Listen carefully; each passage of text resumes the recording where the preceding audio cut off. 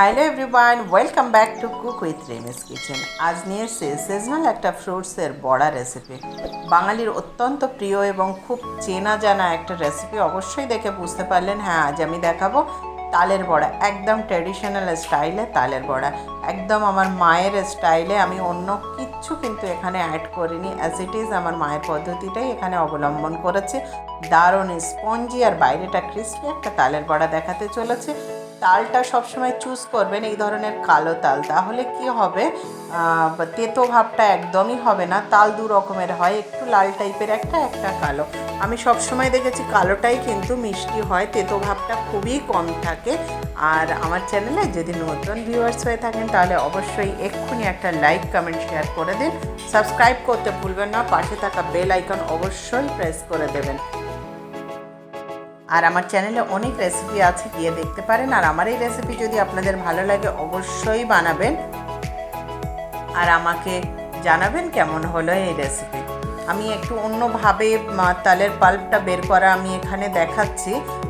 ঘরে সবসময় এই পাল্পটা বের করার একটা ঝামেলা থাকে বলে আমরা তালের বড়াটা একটু অ্যাভয়েড করতে চাই, কিন্তু আজ আমি যে পদ্ধতিতে দেখাচ্ছি আপনারা সবাই বানাতে পারবেন।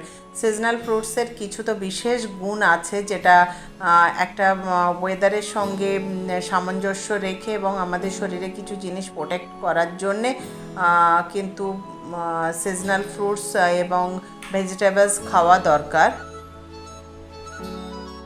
তো সেই জায়গা থেকে আমি অবশ্যই বলবো সব কিছু সিজনাল একটু ট্রাই করা উচিত। আমি তালটাকে ছাড়িয়ে নিলাম, নিয়ে 3 ভাগ করে নিচ্ছি। নিয়ে আমি খুব অল্প জলের ছিটে দিয়ে তালটাকে মাখবো। বেশি জল দেব না, তাহলে পাল্পের মধ্যে জলটা বেশি হয়ে গেলে আমার আটা ময়দা যাই ব্যবহার করি না কেন পরিমাণটা বেড়ে যাবে। আমি এখানে ইকুয়াল ব্যবহার করি, তালের পাল্প, চালের গুঁড়ো, ময়দা, সুজি যাই ব্যবহার করি ইকুয়াল ব্যবহার করি। আমি একটা পদ্ধতি দেখাচ্ছি। এই ধরনের একটা স্ট্রেনারের মধ্যে আমি তালের একটা টুকরো নিয়ে নিলাম, নিয়ে আমি হালকা জলের ছিটে দিয়ে একটু মেখে নিচ্ছি। মেখে নিয়ে এর মধ্যে আমি ঘষে ঘষে পাল্পটা বের করব। সচরাচর মনে হবে এতে পাল্প বের হয় না, অবশ্যই আমি বের করে দেখাচ্ছি। এতে কোনো রকম কিন্তু কিছু নেই আর কি, মানে এটা স্ট্রেনারই বের করেছি আমি পাল্পটা। আমি 2 রকম পদ্ধতি এখানে দেখাবো, ভীষণ ইজি এবং সত্যি তাড়াতাড়ি বেরিয়ে যায়। খুবই কিন্তু কষ্টসাধ্য নয় এটা পাল্পটা বের করা, আপনারা একবার করে দেখবেন অবশ্যই। খুবই ইজি এবং সবার ঘরে তো এই ধরনের স্ট্রেনার থাকি, তো আমরা ইজি বের করতে পারি। আমাদের ওই বেতের বা বাঁশের তৈরি ঝুড়িগুলোর প্রয়োজন হবে না। দেখুন কতটা পাল্প বেরিয়েছে। আমি আরেকটা পদ্ধতিতে এখানে দেখাচ্ছি। এই ধরনের একটা লোহার বা তারের ছাঁকনি এখন আমাদের সবার ঘরেই থাকে, তো এর মধ্যেও কিন্তু বের করা যায় খুব সুন্দরভাবে, এবং সাইজটা এত সুন্দর হয়, খুব ইজিভাবে ফটাফট কিন্তু বেরিয়ে যায়। পরে আমাদের এটাকে আবার নূতন করে মানে ছেঁকে নেওয়ার প্রয়োজন হয় না, কারণ তালের যে সরু সরু চুলের মতো রোঁয়াগুলো সেগুলো থাকে। তো এই প্রসেস অবলম্বন করে যদি করেন সেটা কিন্তু করার আর প্রয়োজন হবে না। দারুণ পাল্প বের হয় এবং অসাধারণ একটা রেসিপি। 2 রকম পদ্ধতি দেখালাম, অবশ্যই আমাকে জানাবেন আপনারা কোন পদ্ধতিটা অবলম্বন করলেন এবং সেটা আপনাদের জন্য খুব ইজিয়েস্ট একটা পদ্ধতি হলো।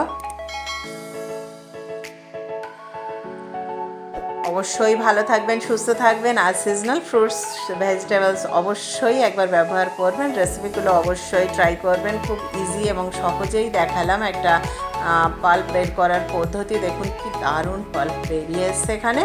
এবার আমি পাল্পটা ময়দা, সুজি আর চিনি দিয়ে এটাকে আমি মিক্স করব। এখানে আমি একদম ইকুয়াল কোয়ান্টিটি ব্যবহার করছি। এখানে আমি 1 কাপ ময়দা নিলাম, আর দিয়ে দিলাম 1 কাপ চালের গুঁড়ো, আতপ চালের যে গুঁড়ো সেটা এখানে দিয়ে দিলাম। আর আমি দিয়ে দিচ্ছি 1 কাপ সুজি, আর আমি এখানে 1 কাপ চিনি দেব, কারণ তালের পাল্প ভীষণ সুইটস হয় এবং ওর যে মিষ্টি সেটা কিন্তু আমি একটা চিনি দিয়ে নষ্ট করতে চাই না, একটা ব্যালেন্স রাখার চেষ্টা করি। আপনারা যদি মনে করেন চিনি অবশ্যই একটু বেশি দিতে পারেন, তাতে কোনো ক্ষতি হয় না, তবে আমি একটা ফলের যে সুইটনেস সেটা রাখার চেষ্টা করি। আর আমি এখানে এলাচ গুঁড়ো দিয়ে দিলাম একটু, আর একটু লবণ দিয়ে দিলাম। আপনারা চাইলে এখানে মৌরি কিংবা জোয়ানও ব্যবহার করতে পারেন। জোয়ান ব্যবহার করলে হজমের ক্ষেত্রে খুব বেটার জিনিস আর কি। আর মৌরি তো খুব দারুণ একটা ফ্লেভার দেয় আমাদের যে কোনো জিনিসে। তো যেটা ইচ্ছা আর কি ব্যবহার করতে পারেন। এটা আমি খুব ভালোভাবে মিক্স করে নিচ্ছি। আমার যদি আর একটু আটা, ময়দা কিংবা সুজির প্রয়োজন হয়, আমার যে কোনো একটা একটু আমি ব্যবহার করে নেব, তবে আমার প্রয়োজন হবে না আর কি। আর আমি এখানে 1 বাটি নারকেল কোরানো দিয়ে দিলাম। এটা কিন্তু আমি কুড়ে নিইনি, এটা আমি মিক্সিতে পেস্ট করে নিয়েছি। তাতে কি হয়, বড়াটা খুব সুন্দর হয়। আর কুড়ে নিলে একটু বড় বড় অংশ থাকে, তাতে বড়ার শেপটা বানাতে খুব প্রবলেম হয়। আপনারা এখানে যে কোকোনাট মিল্ক পাউডার সেটাও ব্যবহার করতে পারেন এবং নারকেল দুধও ব্যবহার করতে পারেন। আমি গোটা নারকেলটা ব্যবহার করি কারণ বেশ মুখে লাগলে বেশ ভালো লাগে বড়াটা আমার, আমি সেই কারণে ব্যবহার করেছি। এটা একদম আমার ব্যক্তিগত চয়েস, আপনারা যে কোনোভাবে নারকেলটা ব্যবহার করতে পারেন, স্কিপও করতে পারেন। আর বড়া সঠিক গঠন বানানোর জন্য এখানে একটা পদ্ধতি আমি দেখাচ্ছি। একটা জলের বাটিতে একটু জল রাখবেন, অল্প অল্প করে নেবেন, নিয়ে দেবেন আর হাতটা বারবার একটু জলের মধ্যে ভিজিয়ে নেবেন। তাহলে কিন্তু বড়ার সাইজটা একদম পারফেক্ট হবে।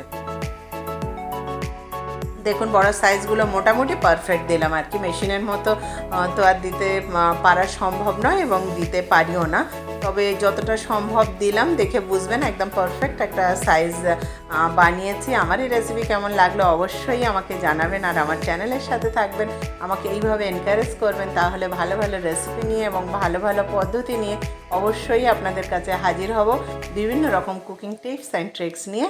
ভালো থাকবেন, সুস্থ থাকবেন, আমার সাথে থাকবেন, আমাকে এনকারেজ করবেন। আবারও বললাম, এখনও যদি সাবস্ক্রাইব না করে থাকেন, একটা সাবস্ক্রাইব করে দিন। Thank you for watching.